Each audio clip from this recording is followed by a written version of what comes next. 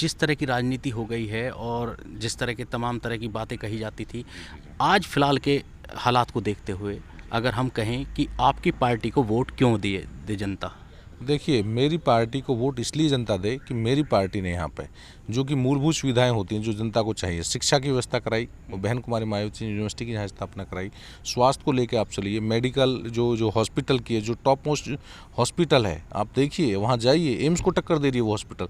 उसकी स्थापना अगर किसी ने कराई तो हमारी पार्टी के टाइम पर हुई। हमारी जो बहन कुमारी मायावती जब यहाँ पर मुख्यमंत्री थी, उन्होंने यहाँ की स्थापना कराई। तो भाई, अगर आप जीतते हैं, जी जी आप जेवर विधानसभा से 2022 में जीत कर आते हैं, तो आप किस कामों को प्राथमिकता देंगे? देखिए, अगर मुझे यहाँ पे जनता मुझे आशीर्वाद देती है और मैं यहाँ से चुनाव जीता हूँ तो निश्चित रूप से सबसे पहली बात यहाँ पर बेरोजगारी को लेकर जो यहाँ पे वो चल रहा है कि भाई यहाँ पे 200 किलोमीटर लोगों को रोजगार दिया जाएगा। मेरा मानना ये है कि जिस गांव की ज़मीन उन्होंने अधिग्रहण की है, तो फर्स्ट प्रायोरिटी पे जिस तरह से कॉलेज में जब बच्चे बीटेक MBA करते हैं तो एक कैंपस प्लेसमेंट होता है, इंडस्ट्रीज़ वहाँ पे आती हैं और जाके वहाँ से बच्चों को सेलेक्ट करती है। अगर मैं विधायक बनता हूँ तो सबसे पहले मैं जो इंडस्ट्रीज़ में जो रोज़गार को लेकर जो हमारे बच्चे शिक्षित हैं, क्वालिफाइड हैं, जिनके अंदर एलिजिबिलिटी है, जो कि वो जॉब को कर सकते हैं, योग्यता है, तो मैं सबसे पहले कहूँगा कि ये इंडस्ट्रीज़ गाँव में जाएँ, कैंप लगाएं सबसे पहले, और वहाँ के जो बच्चे शिक्षित हैं, क्वालिफाइड हैं और जो एलिजिबिलिटी जिनके अंदर है कि वो इस जॉब के लिए सूटेबल है, तो सबसे पहले वो उस गाँव को प्रायोरिटी दें। उस गाँव को प्रायोरिटी दिलाने का मैं काम करूँगा।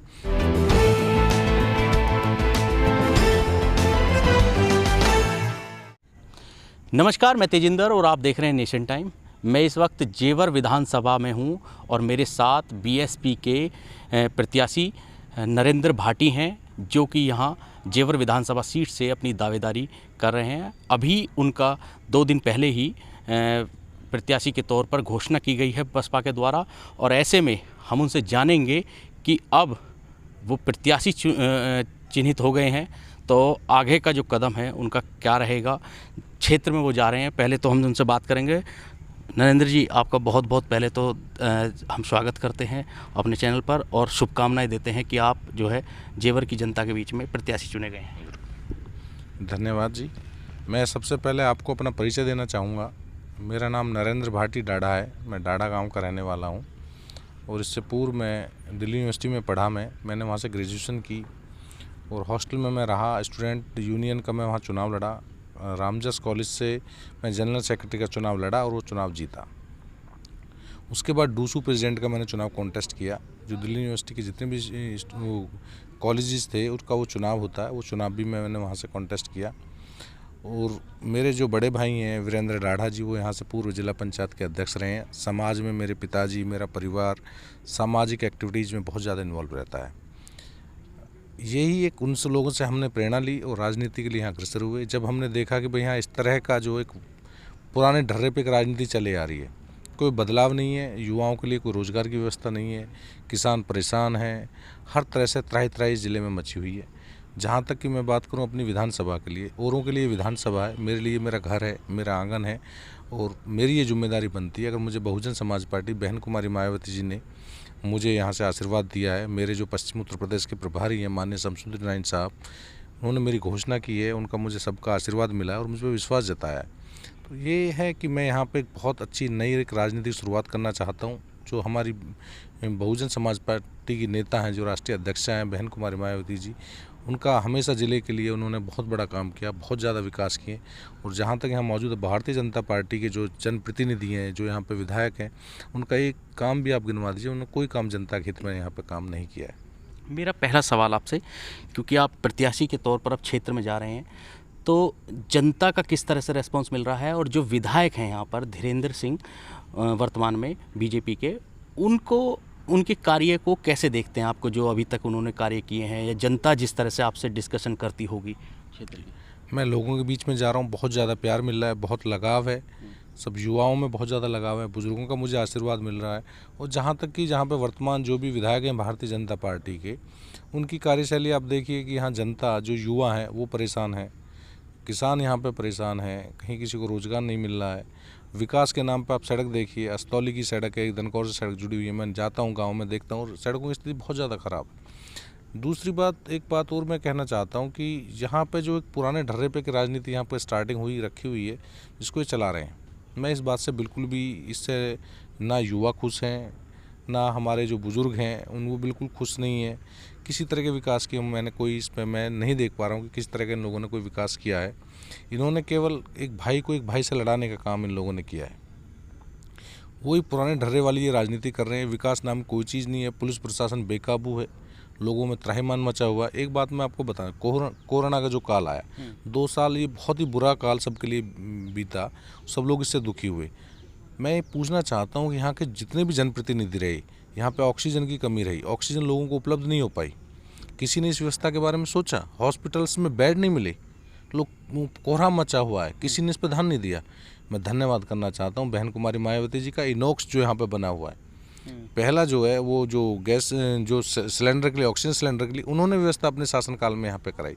ना तो समाजवादी गवर्नमेंट ऑक्सीजन प्लांट लगाया, ना तो समाजवादी पार्टी ने इस तरफ ध्यान दिया, ना ही भारतीय जनता पार्टी की जो जनप्रतिनिधि किसी ने ध्यान नहीं दिया।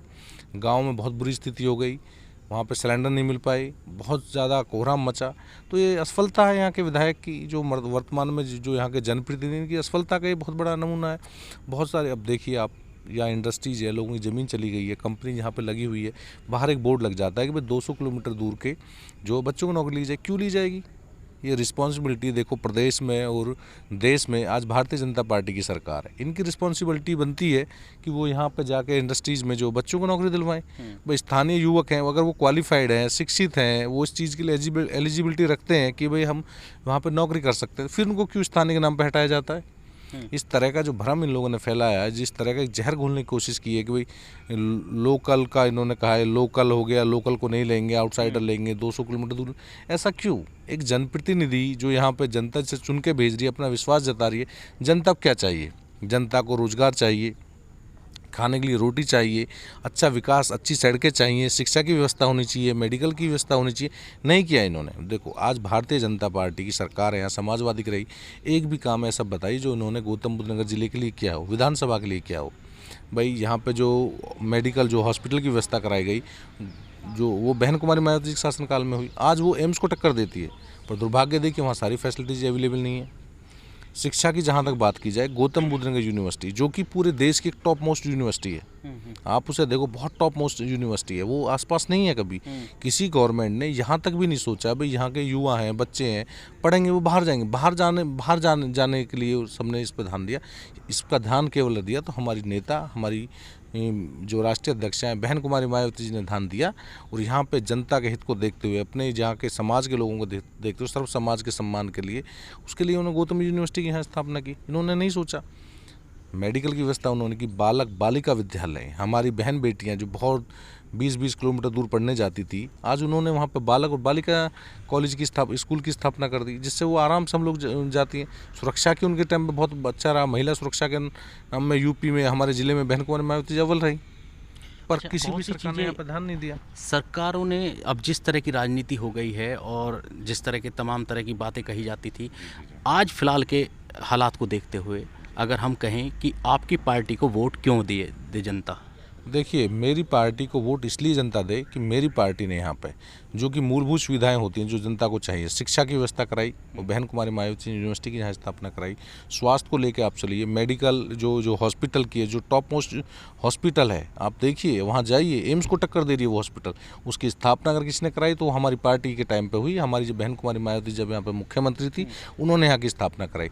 बालक बालिका विद्यालय की स्थापना कराई जो बहन कुमारी मायावती जी के शासनकाल में हुई। दूसरी व्यवस्था सड़कें की स्थिति देखिए, जो आज सड़कें बनी हुई है, पूरा डेवलप है। आज इसको हमारे जो गौतम बुद्ध नगर जिले की जो स्थापना की जाए, वो गिनती की जाती है, सिंगापुर से लोग करते हैं। भाई बहुत ज़्यादा, इतना ज़्यादा बढ़िया बना हुआ है, तो सबको ये सुविधाएं सारी उपलब्ध कराई। देखिए एक समाजवादी के लीडर थे जो आजम खां जो भी थे, उन्होंने ये कहा था कि भाई ये तो 100 साल आगे बढ़ चुका है। तो ये केवल बहन कुमारी मायावती जी की देन थी। इनकी वजह से यहाँ पे सारा विकास हुआ।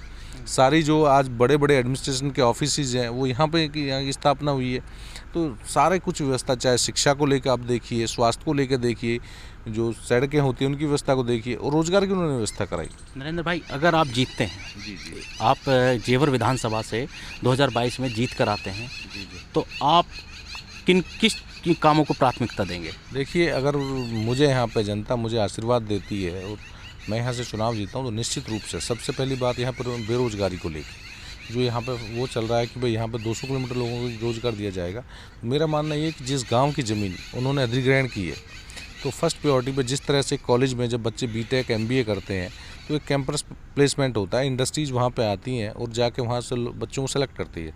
अगर मैं विधायक बनता हूँ तो सबसे पहले मैं जो इंडस्ट्रीज़ में जो रोज़गार को लेके जो हमारे बच्चे शिक्षित हैं, क्वालिफाइड हैं, जिनके अंदर एलिजिबिलिटी है, जो कि वो जॉब को कर सकते हैं, योग्यता है, तो मैं सबसे पहले कहूँगा कि ये इंडस्ट्रीज़ गाँव में जाएँ, कैंप लगाएं सबसे पहले, और वहाँ के जो बच्चे शिक्षित हैं, क्वालिफाइड हैं और जो एलिजिबिलिटी जिनके अंदर है कि वो इस जॉब के लिए सूटेबल है, तो सबसे पहले वो उस गांव को प्रायोरिटी दें, उस गांव को प्रायोरिटी दिलाने का मैं काम करूँगा।